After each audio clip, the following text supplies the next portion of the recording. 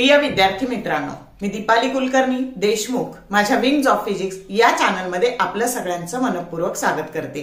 आता आपले लँग्वेजचे पेपर म्हणजे इंग्लिश, हिंदी आणि मराठी हे संपलेले आहेत आणि आता आपला सगळ्यांचा 17 तारखेला फिजिक्सचा पेपर आहे।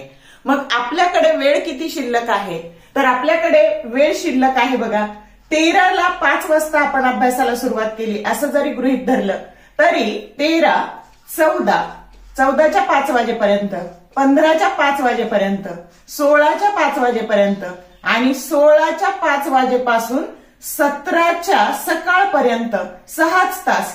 आता बघा हे 24 तासातले आपल्याकडे 16 तास अभ्यास करायचा आहे, ह्या 24 तासातला 16 तास अभ्यास करायचा आहे, ह्या 24 तासातला 16 तास अभ्यास करायचा आहे आणि हा 6 तास। जर याची तुम्ही बेरीज केली तर हे 48 आणि 6 एकूण 54 तास आपल्याकडे शिल्लक आहेत। म्हणजे बऱ्याच मुलांना आता टेन्शन आलेलं असेल, ज्यांनी अभ्यास केलाय त्यांना पण टेन्शन आलेलं असेल की मी केलेलं मला आठवेल का, मी केलेलं पडेल का, त्याच्यानंतर मला वेळ पुरेल का, आणि ज्यांनी काहीच केलं नाही त्यांना पण टेन्शन आलेलं आहे। बघा बाळांनो की अजूनही हातातून वेळ गेलेली नाही। Never give up. शेवटपर्यंत काहींच्या मनात असा शंका असेल की मग वर्षभर काही केलं नाही ना, आता 4 दिवसात काय होणार आहे, तर असं हत्यार टाकून देऊ नका। Never give up. आपण ह्या शिवाजी महाराजांच्या, छत्रपती संभाजी महाराजांच्या अशा लढाऊ योद्ध्यांच्या महाराष्ट्रात आपण राहतो आणि म्हणून कधी रडून उपयोग होत नसतो, तर लढून प्रत्येक गोष्टीचा सामना करावा लागतो।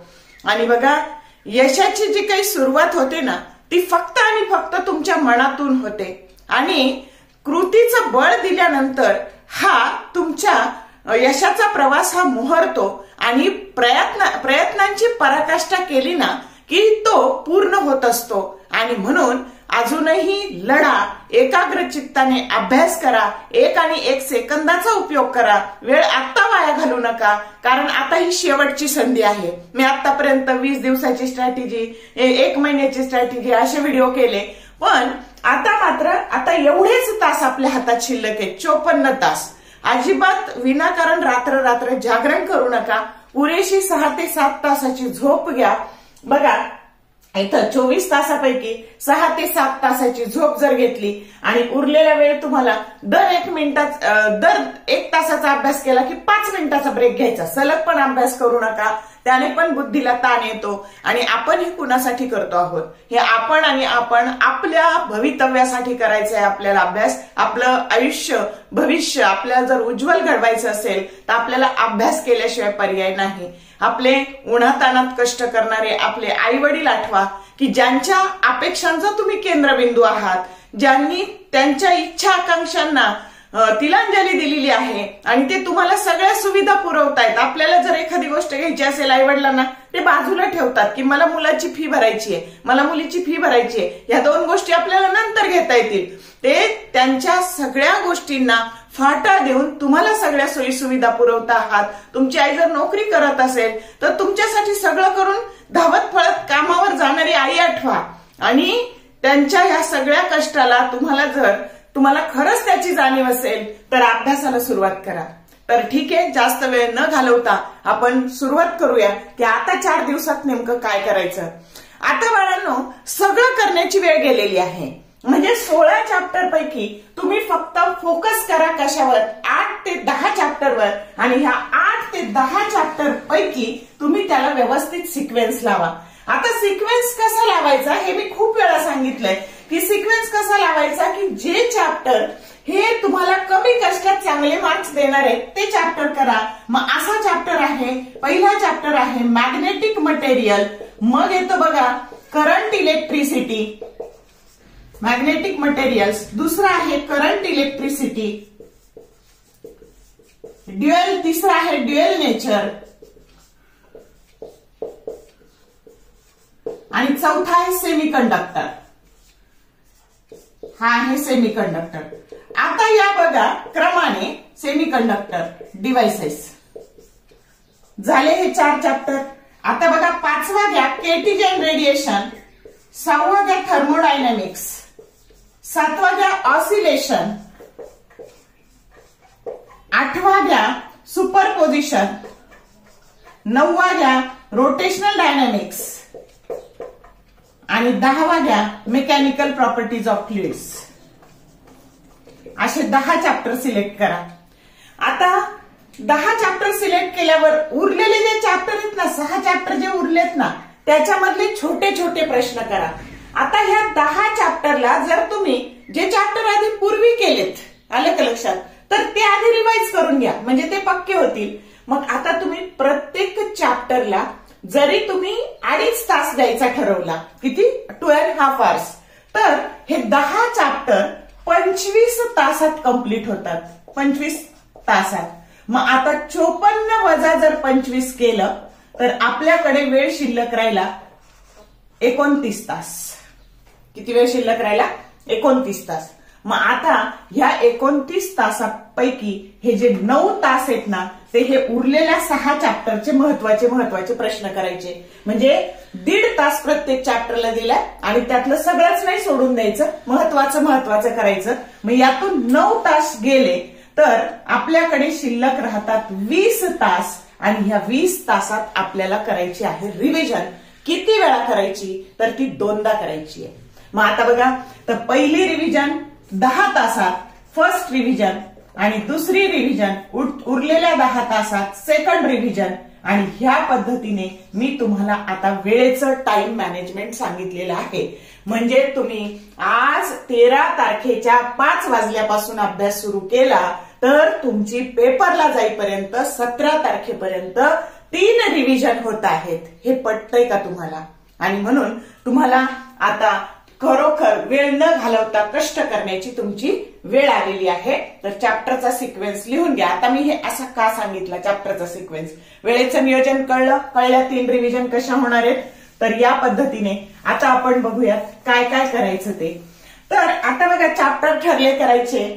तर तुम्हाला माहितीये की कशात आता तुमच्या क्वेश्चन पेपरमध्ये जर तुम्ही विचार केला तर मी काल ए सेक्शन साठी काय करायचं त्याच्या स्ट्रॅटेजीचा व्हिडिओ अपलोड केलेला आहे. तर त्या पद्धतीने ते 18 मार्काचा प्रश्न मिटलेला आहे, त्याचा अभ्यास कसा करायचा. त्याच्यानंतर आता बी सेक्शन मध्ये 2 मार्काचे 12 प्रश्न आहेत. म्हणजे 12 गुणिले 2. आता त्यापैकी कंपल्सरी 8 लिहायचे तुम्हाला. मग 8 गुणिले 2 तर हे 16 मार्क्स झाले. आणि डी सेक्शन मध्ये 2 मार्काचे 3 प्रश्न आहेत. आणि म्हणून मग आता बघा, म्हणजे ते 2+2 चे आहेत. तर असे 6 प्रश्न गुणिले 2, मग 6 दुने 12 म्हणजे 28 मार्क. तुमचा पेपर निघणार आहे 98 मार्काचा. आणि त्याच्यापैकी कंपल्सरी म्हणजे 70 पैकी 28 मार्क हे फक्त आणि फक्त 2 मार्काच्या प्रश्नांना आहे. आणि मग आपल्याला जर टेन्शन आपलं कमी करायचं असेल तर सुरुवात कुठून करायची? तर स्टार्ट्स फ्रॉम 2 मार्क्स क्वेश्चन. 2 मार्काच्या प्रश्नापासून सुरुवात करा. मग आता त्याच्यात काय काय येतं? डिफरन्सेस येतात. तुमच्यासाठी क्विक रिव्हिजन सिरीजचे 3 सगळ्या पूर्ण होल सिलेबस मधले डिफरन्सेस केलेले आहेत बघा. 3 भाग केलेले आहेत त्याचे. त्याच्यानंतर लॉज करा.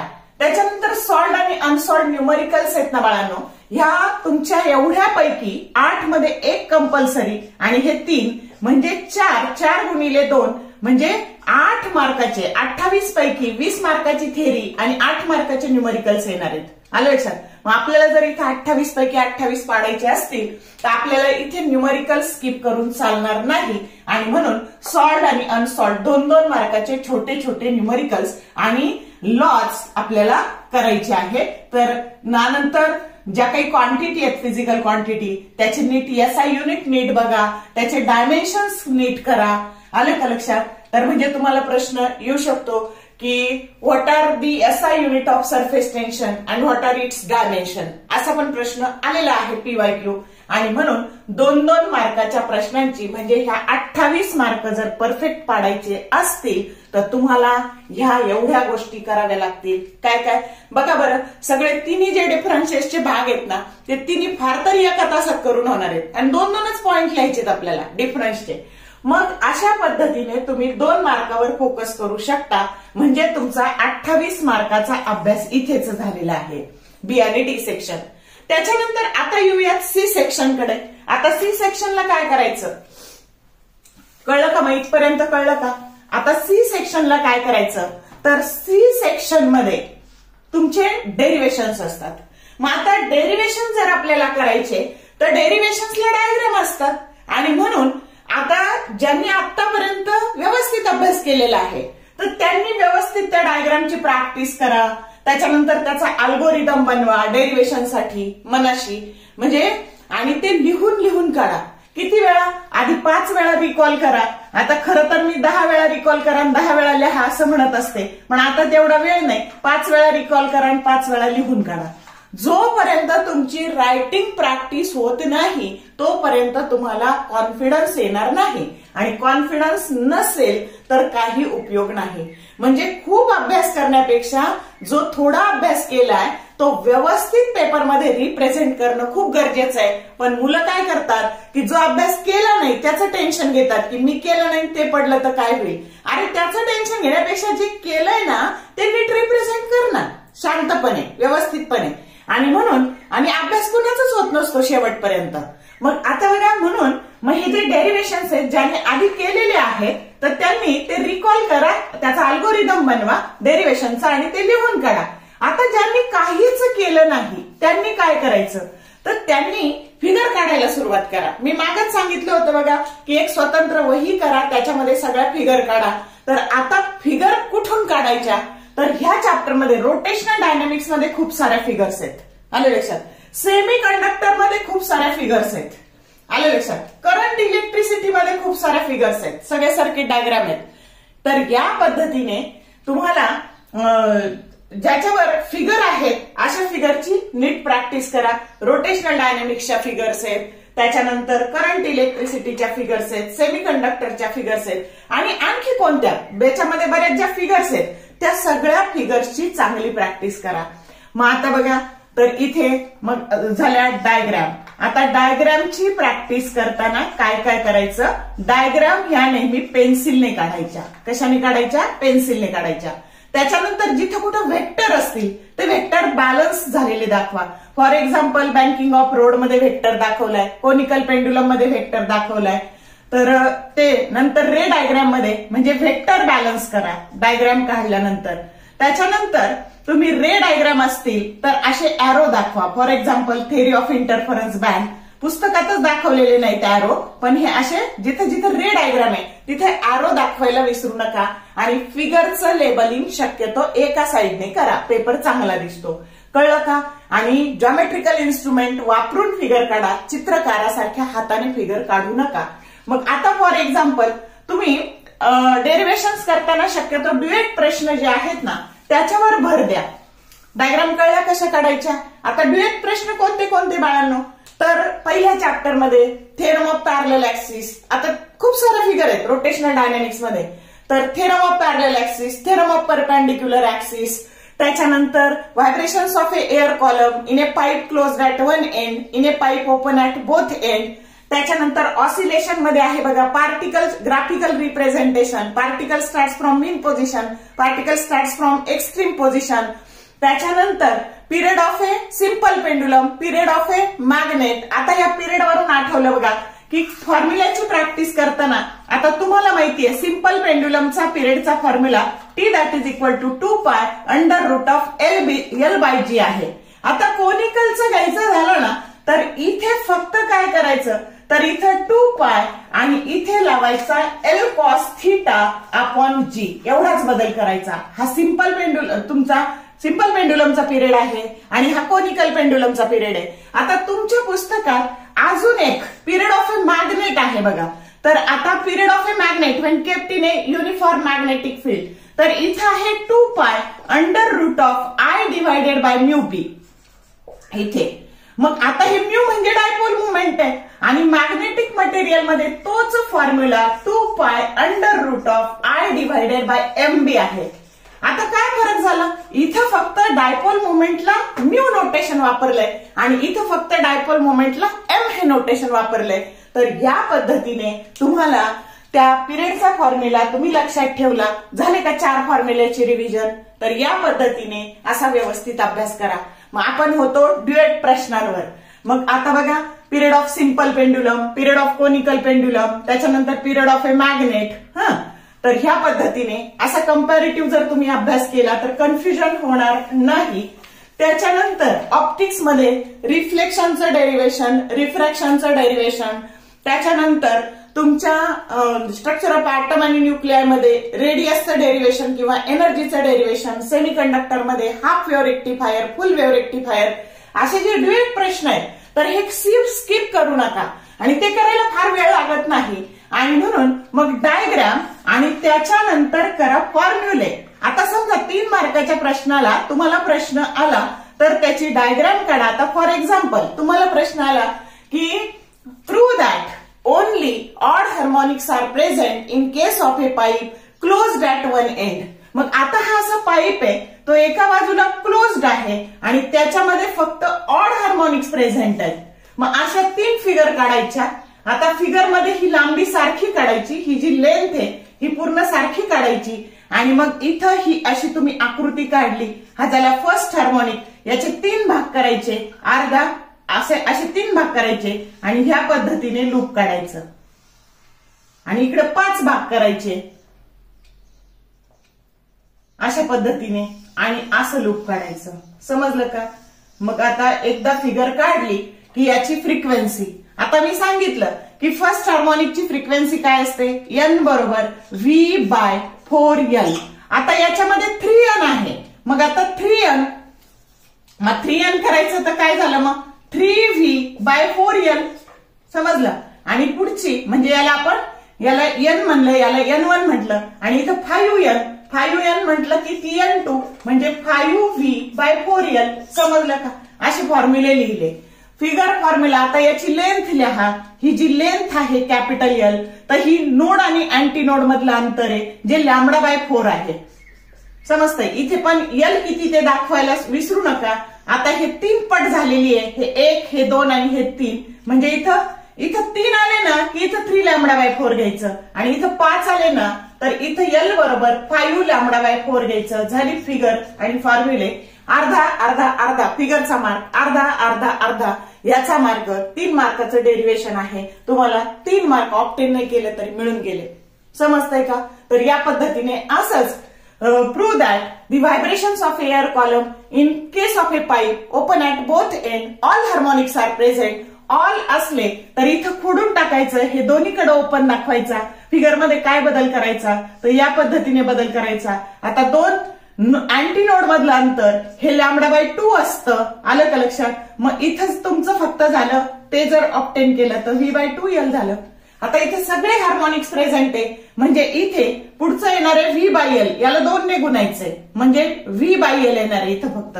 आणि इथे जे येणार आहे आणि म्हणून आपण याला 2 ने गुणायचं, 2 ने भागायचं आणि मग ही 2N येणार आहे. समजलं का? येताना हे. आणि इथे येणार आहे तुमचं 3V/2L. इथे येणार आहे 3V/2L फिगरमध्ये बदल करून. आणि म्हणून N2 बरोबर 3N म्हणजे इथं ऑल हार्मोनिक्स आर प्रेझेंट. असा कंपॅरेटिव्ह स्टडी करायचा. बघा बरं करायला किती वेळ लागला. तर ह्या पद्धतीने म्हणजे लिहायचं म्हणजे अगदी 1 ना 1 ओळ नाही लिहायची. तर या पद्धतीने असं शॉर्ट मध्ये डेरिव्हेशन्स लिहून काढायचे म्हणजे तुमचा 1.5 तासामध्ये 2-2 तासामध्ये चॅप्टर कंप्लीट होणार आहे. समजलं का? तर या पद्धतीने अभ्यास करायचा. मग सगळ्या डायग्राम झाल्या. आता for example half wave rectifier, full wave rectifier. तर बघा हाफ वेव्ह रेक्टिफायर, फुल वेव्ह रेक्टिफायर ह्या त्या दोन्ही आर्टिकलवर खूप वेळा प्रश्न आलेला आहे आणि त्यामुळे असे जे ड्युएट प्रश्न आहेत ते स्किप करू नका. त्यानंतर प्रश्न राहतो MCQ व्हेरी शॉर्ट आन्सर तर आणि PYQ. तर बोर्डाच्या ज्या 6 क्वेश्चन पेपर आहे 22 सालच्या 2, 23 सालच्या 2 आणि 24 सालच्या 2 तर त्यातले PYQ पहा. त्याच्यानंतर MCQ आणि व्हेरी शॉर्ट आन्सर साठी मी व्हिडिओ टाकलेला आहे, 1 तासाचा व्हिडिओ टाकलेला आहे. त्याच्यामध्ये सगळ्या चॅप्टरच्या MCQची आणि VSAची तयारी कशी करायची हे सांगितलेलं आहे आणि परत सेपरेट 10-10 मिनिटाचे त्याच्यावरचे व्हिडिओ पडणार आहे. तर अजून एक तुमच्यासाठी सोय केलेली बघा की बोर्डाची जी क्वेश्चन बँक आहे बोर्डाने 2023 साली आलेली तर त्याच्यातले जे सगळे MCQ आहे आणि VSA आहे ते मी शॉर्ट व्हिडिओ त्याचे बनवलेले आहेत. तर जवळपास हे 99 आणि हे 44 आहेत आणि म्हणून तुम्हाला 1 मिनिटात 1 प्लेलिस्टला जायचं, विंग्स ऑफ फिजिक्स या चॅनलला जायचं, प्लेलिस्टला जायचं आणि तिथं तुम्हाला क्वेश्चन बँक मधले एमसीक्यूचे शॉर्ट व्हिडिओ पाहायला मिळतील आणि तिथून तुम्हाला कल्पना येईल की कशा प्रकारचे प्रश्न विचारले जातात आणि त्याची उत्तरही तुम्हाला मिळून जातील. हे कधी पाहायचे? दिवसभर अभ्यास करून जेव्हा थकलात, आता काही होत नाही, तेव्हा हे पाहायला हरकत नाही. म्हणजे तुमचा वेळ पण वाया जाणार नाही आणि त्याचा उपयोग पण होईल. त्यानंतर पीवायक्यू पहा, जुन्या क्वेश्चन पेपर पाहून पीवायक्यू पहा. त्याच्यानंतर मॉडेल आन्सर मध्ये त्याचं कितपत उत्तर लिहिलेलं आहे बघा. सगळं खूप पानभर उत्तर लिहायची गरज नसते, तर फक्त त्या मॉडेल आन्सर मध्ये जेवढे पॉईंट सांगितले तेवढेच तुमच्या उत्तरात यायला पाहिजे. म्हणजे खूप मोठा पेपर लिहिला म्हणजे खूप मार्क्स पडतात असं काही नसतं. तर तुम्ही सिस्टमॅटिक पेपर लिहिणं महत्वाचं आहे. कोणतंही डेरिव्हेशन करताना फिगर आणि त्याच्या मॅथमॅटिकल स्टेप, म्हणजे आता तुम्ही आजपासून जरी अभ्यासाला सुरुवात करणार असाल तरी एक स्वतःची वही घ्या आणि प्रश्न, त्याची फिगर, त्याचा अल्गोरिथम म्हणजे त्याचे पॉइंट्स आणि त्या पद्धतीने डेरिव्हेशन. 2 मार्काचा प्रश्न असेल तरी अभ्यास करायचा न पाहता तो लिहून काढायचा, न पाहता 2च पॉइंट. डिफरन्सचे 2 पॉइंट करायचे, खूप पसारा नाही करायचा. त्याच्यानंतर लॉ लिहून पाहायचा. असं लिहून लिहून चॅप्टर वाईज स्वतःची वही तयार करा आणि त्याच्या किती वेळा किती रिव्हिजन होतात मी आत्ताच सांगितलं, 3 रिव्हिजन होतात. त्या 3 रिव्हिजन पेपरला जाईपर्यंत करा. ह्या 4 दिवसात तुम्हाला खूप हार्ड वर्क करायचंय आणि परीक्षेच्या 3 तासात खूप स्मार्ट वर्क करायचंय. आता पेपर कसा लिहायचा, स्मार्ट वर्क कसं करायचं त्याच्यासाठी मी व्हिडिओ टाकणारच आहे, पण आधी अभ्यास कसा करायचा त्याच्यासाठी या 4 दिवसात प्लॅनिंग करून अभ्यास कसा करायचा हे तुमच्यासाठी आता महत्वाचं आहे. तर अजिबातही वेळ घालवू नका, कुठल्या मित्राला फोन करू नका, रील पाहू नका. मोबाईल वापरणारच असाल तर चांगल्या कामासाठी वापरा.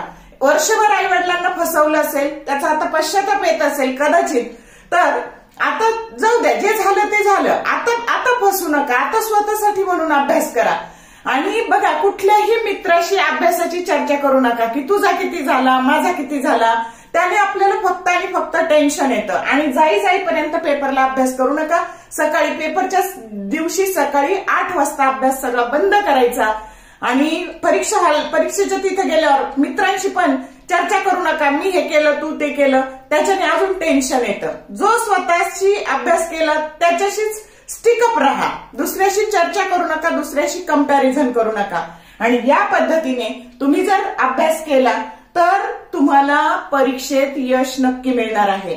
आता काहींनी मला जेव्हा मी सेक्शन ए चा व्हिडिओ टाकला तेव्हा बीचं सांगा ना मॅडम, सीचं सांगा ना, डीचं सांगा ना, तर तुमच्यासाठी मी खूप सोपं काम केलेलं आहे. महादिव्य आणि महारिव्हिजन ही जी सिरीज आहे त्याच्यामध्ये 9 आणि 9 18 व्हिडिओ आहेत आणि त्याच्यामध्ये मी rotational dynamics, superposition of wave optics, oscillation, magnetic material, mechanical properties of fluids याचे सगळे शॉर्ट प्रश्न अगदी पाऊण तासातच ते केलेले आहे. तर तिथे तुम्हाला 2 मार्काच्या आणि 3 मार्काच्या प्रश्नांची तयारी करता येईल. थर्मोडायनॅमिक्स असे बरेचसे चॅप्टर, ह्या लिस्ट मधले बरेचसे चॅप्टर तिथे आहेत आणि त्यामुळे तुम्ही ते पाहू शकता.